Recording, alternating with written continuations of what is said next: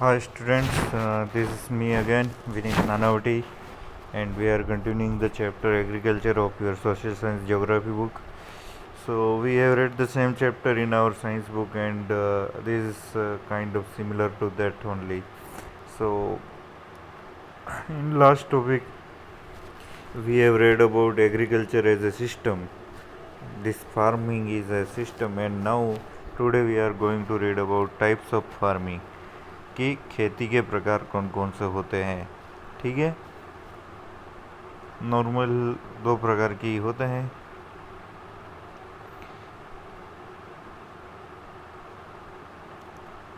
Subsistence farming and commercial farming. ठीक है, दो होते हैं, subsistence farming and commercial farming, ये दो होते हैं. ठीक है, अब जो सोचने वाली बात है कि अलग अलग जगह पे खेती अलग अलग होती है.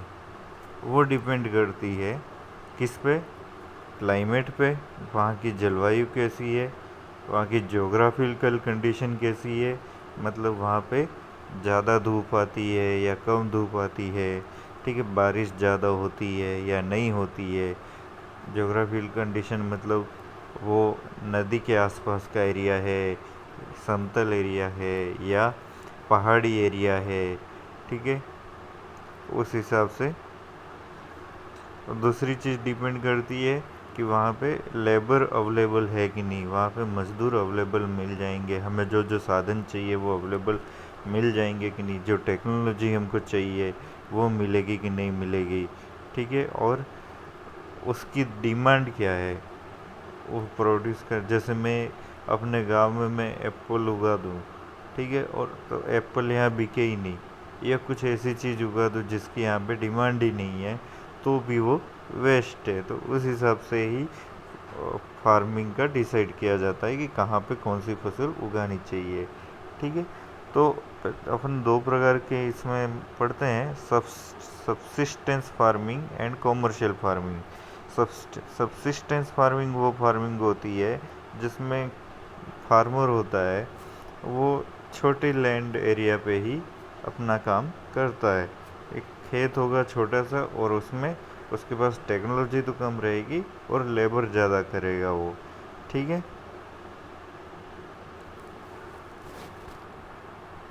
This type of farming is practised to meet the needs of farmers family.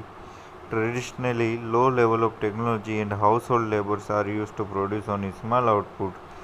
Subsistence farming can be further classified as intensive subsistence and primitive subsistence farming. तो subsistence farming और commercial farming दो चीज़ें थी. ठीक है, अपन ने फार्मिंग को दो प्रकार से डाला, एक तो डाला subsistence और दूसरा डाला commercial. अब सब्सिस्टेंस को दो भाग में बांट दिया, इंटेंसिव और दूसरा प्रिमिटिव. ठीक है, तो सबसे पहले अपन पढ़ देंगे intensive. Intensive subsistence farming. Intensive subsistence farming, इसमें क्या रहेगा, किसान के पास रहेगा स्मॉल प्लॉट ऑफ लैंड, उसके बाद छोटी सी लैंड रहेगी, उसमें वो कल्टीवेट करेगा, उसमें वो सिंपल टूल यूज़ करेगा, ज़्यादा टेक्नोलॉजी यूज़ नहीं करेगा.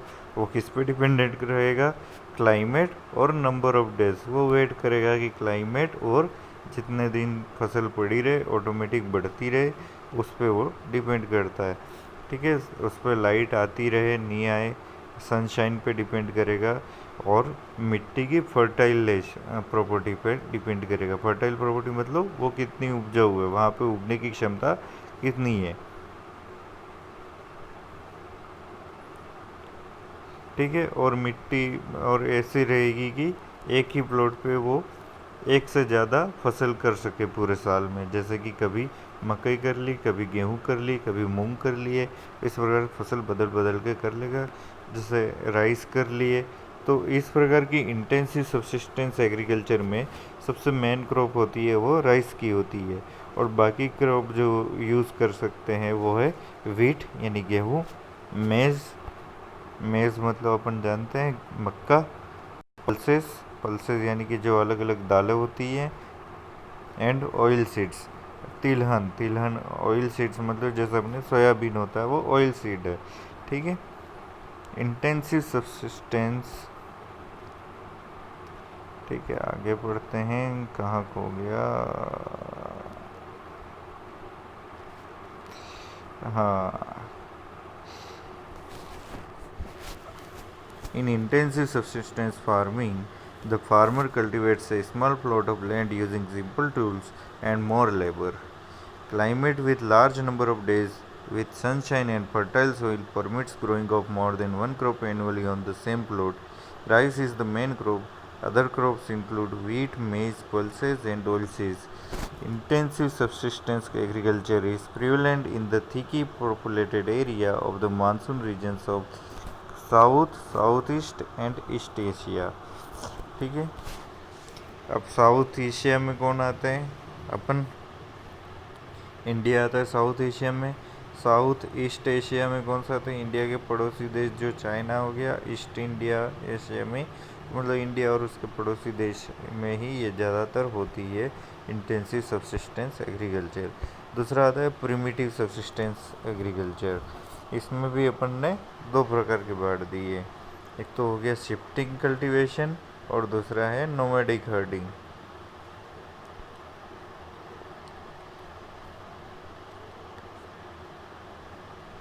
शिफ्टिंग कल्टीवेशन में मतलब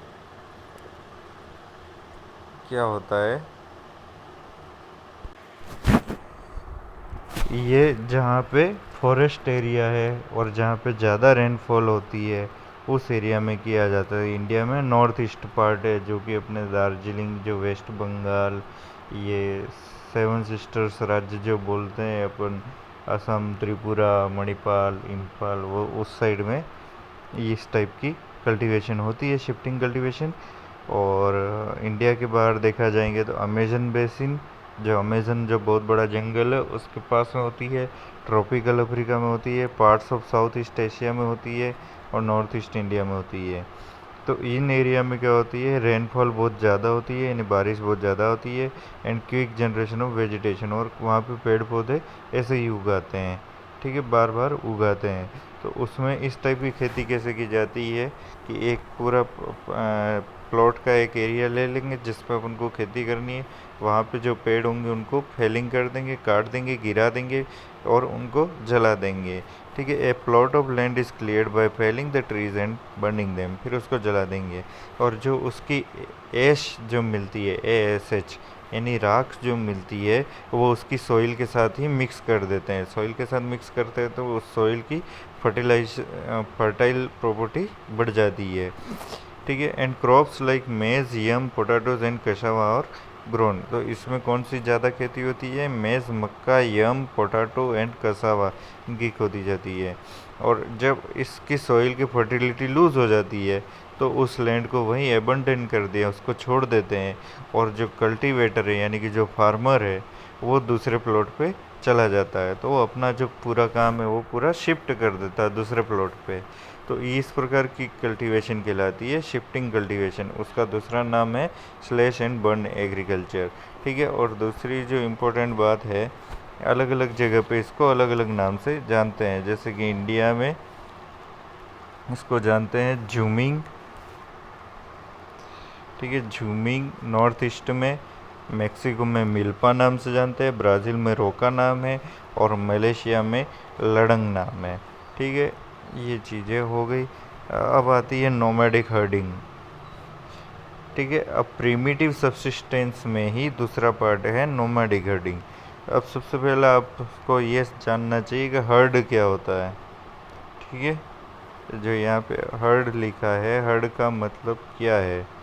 ठीक है, इसका मतलब होता है ग्रुप ऑफ एनिमल्स। ठीक है, हर्ड का मतलब होता है ग्रुप ऑफ एनिमल्स। और इसमें क्या जो इस ग्रुप का मालिक होता है वो कहलाता है हर्ड्समैन। हर्ड्समैन कहाँ है अपने?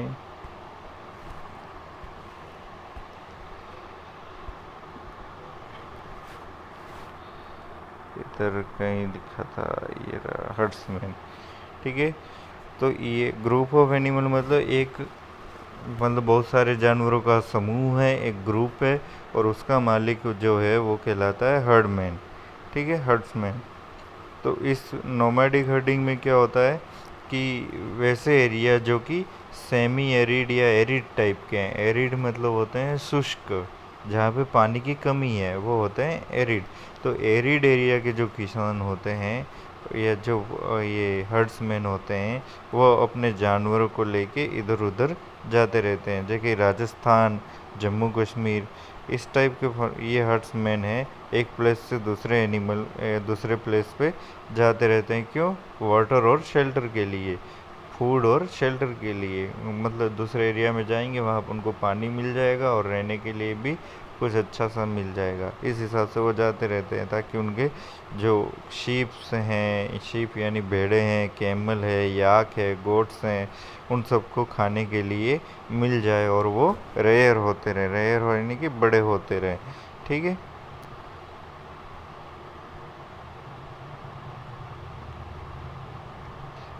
रेयर होते रहें।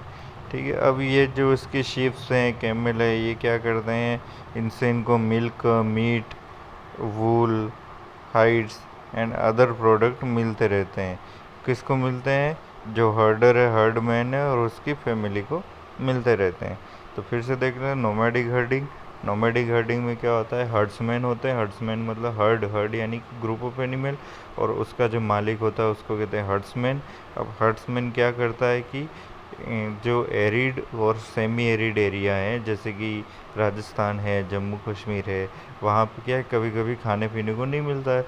तो हर्ड्समैन क्या करता है, अपने पूरे एनिमल्स को लेके, सारे के सारे हर्ड्स को लेके वो एक स्थान से दूसरे स्थान पे चला जाता है, और उसको वहाँ पे पानी और रहने के लिए मिल जाता है, और उसके जो एनिमल्स है वो वहाँ बड़े हो जाते हैं।